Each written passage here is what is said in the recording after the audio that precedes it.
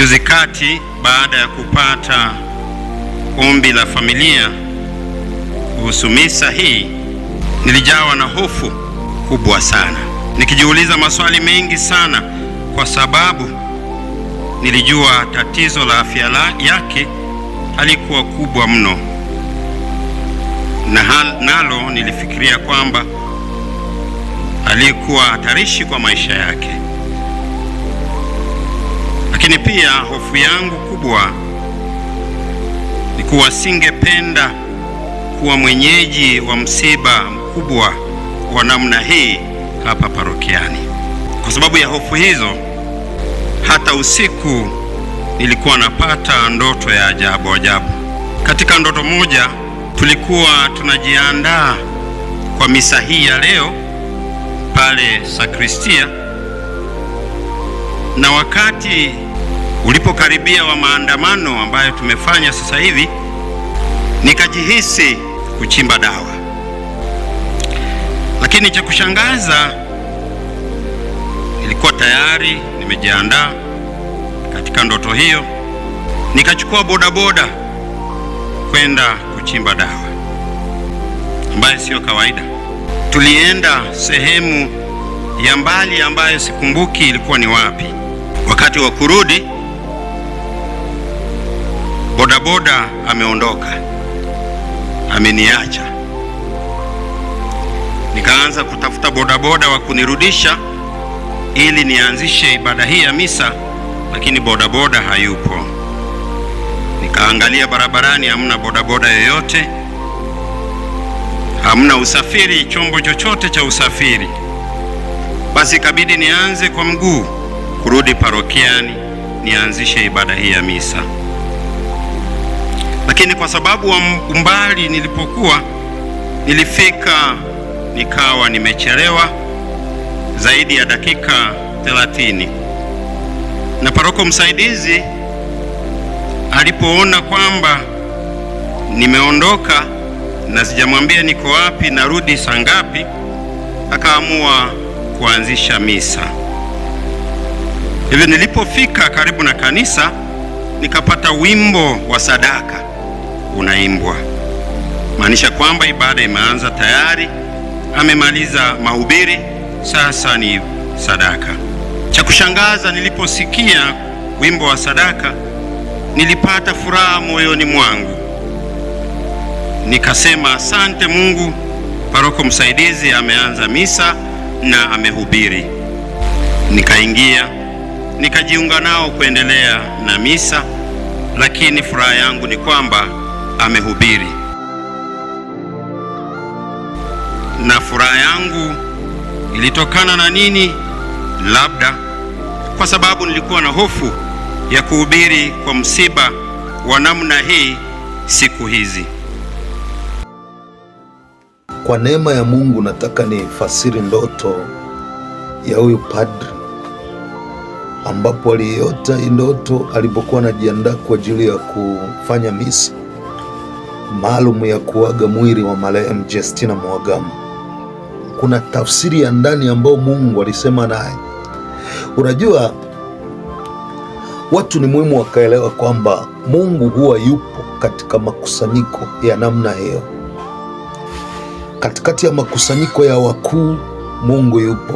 Katikati ya makusanyiko ya wanasiasa, Mungu anakuwepo, kwa sababu hayo makusanyiko yanaamua hatima ya uongozi na hatima ya taifa zima, ambalo ndani ya hilo taifa wako wana wa Mungu, wako watu wa Mungu, wako watu wa mataifa, wako kondoo ambao bado hawajaingia zizini na walioingia zizini tayari. So Mungu huwa anajihudhurisha katika mikusanyiko ya namna hiyo, iwe ni ya misiba ambayo inakusanya wakuu wa nchi, iwe ni ya namna yoyote ile. Sasa kwa msiba mzito kama huu wa Justina Mhagama, Mungu asingeweza kunyamaza kimya bila kuzungumza na wale ambao ni viongozi wa dini. Kwa mfano, padri yeye aliota ndoto yupo kwenye maandamano ambayo ni kwa taratibu za Kikatoliki, kuelekea kufanya misa. Kumbuka ni usiku wake kabla ya siku yenyewe. Kwa hiyo Mungu alisema naye kuelekea kwenye tukio lenyewe ambalo lingefanyika kuanzia asubuhi. Akasema naye usiku wake wa jana. Anasema, nikiwa kwenye maandamano nilijisikia haja. Maana yake tumbo lilikuwa limejaa. Kwa lugha rahisi, tumbo limejaa. Kwa hiyo akasikia haja ya kwenda chooni ili aende akajisaidie. Sasa sikiliza, kitu cha ajabu zaidi ambacho naye kilimstaajabisha, kwa nini aite bodaboda ya kumpeleka mbali wakati mazingira yenyewe tu yale ya kikanisa lazima kuna huduma za haja? Mungu alichokuwa anazungumza ni kwamba alikuwa anamwepusha huyu padri, wakati anajiuliza, nitawezaje kuhubiri mbele ya halaiki ya viongozi? Rais yupo, waziri mkuu yupo, makamu wa rais yupo, mawaziri kadha wa kadha wapo, na yeye mwenyewe anasema haamini kwamba kifo cha Justina ni kifo cha kawaida, kwa sababu hakuwa na ugonjwa mbaya kiasi hicho ambao ungempelekea mauti yake. Kwa hiyo alielewa kabisa kwamba hiki kifo bila shaka kuna mkono wa mtu, na huyu Justina alikuwa karibu naye. Sasa alikuwa na mambo mengi ambayo alijiandaa kwa ajili ya kukemea. Sawa, alikuwa na vitu vingi ambavyo alikuwa amejiandaa kwa ajili ya kuvisema mbele ya ule msiba, mbele ya yale mazishi, mbele ya ile misa. Kwa hiyo Mungu yeye, kwa kuwa Mungu amejaa hekima, Roho Mtakatifu amejaa hekima, akaamua aseme naye, akajiona ni mtu mwenye haja. Yaani ni kwamba ndani ya moyo wako umejaza vitu vingi sana ambavyo vingekupelekea lazima uviseme. Unaposikia mtu anasikia kwenda haja, maana yake amekula chakula ambacho lazima aende haja. Kwa lugha ya rohoni, padri alikuwa amekula taarifa nyingi ndani ya moyo wake. Alikuwa ana taarifa nyingi za kuhusiana na Justina Mhagama. Unanielewa sasa? Kwa hiyo alikuwa amekula taarifa nyingi ambazo hizo taarifa, ujumbe aliokuwa aliuandaa kulingana na taarifa alizokula na si kulingana na ujumbe ambao Mungu amempa. Na Mungu baada ya kuona yeye amekula taarifa nyingi, kwa akampa ujumbe. Message ilikuwa kwa paroko msaidizi, kwa aliyekuwa amemwekea kikwazo, aliyekuwa anamzuilia asiende kusimama ni Mungu mwenyewe. Kwa hiyo Mungu akaingilia kati, akaanza kuzungumza naye kwamba hakikisha kwenye hiyo misa, kulingana na vitu ulivyoweka ndani yako, usiende kuzungumza ulichokusudia kuzungumza, ila tafuta namna yoyote ya kukwepa kwenye hii misa. Asimame paroko msaidizi ndio wahudumu mbele ya ile halaiki ya watu. Yaani paroko msaidizi ndiye aliyekuwa na ujumbe. Yaani maana yake Mungu ujumbe wake alikuwa ameweka kwa paroko msaidizi. Sasa utasema labda angeweza kusema kwa taratibu zetu lazima padri asimame kama yupo. Maana ya kanisa ni kwamba sio wewe peke yako unaweza kudumu. Wako watu wengi ambao Mungu anaweza katia ujumbe ndani yao. Kwa hiyo tafsiri ya ndoto ya mtumishi huyu ni kwamba alikuwa anazuiliwa asiende kutema nyongo aliyokuwa nayo, asiende kusema yale maneno aliyokuwa amepanga kuyasema. Tunaelewana vizuri? Ndio maana akaita bodaboda wa kumpeleka mbali, yani akampeleka mbali na lile tukio. Na angalia, kuonesha ya kwamba ni Mungu alikuwa anamzuilia asisimame. Alipoenda kupata haja zake kule, bodaboda akamtelekeza, akaondoka, akatafuta namna ili apate bodaboda wa kumrudisha ili akaendeshe misa. lakini Mungu akasababisha asipate huyo bodaboda mwingine, akaanza kwenda kwa mguu, kutumia njia ya mguu ili arudi kwenye misa, na bado hakufanikiwa. Akakuta kumbe paroko msaidizi amehubiri kila kitu. Alipoona padri hayupo, na hayupo bila taarifa, kwa maana hiyo padri hata asingeweza kujihudhurisha kwenye msiba, angemiuti tu,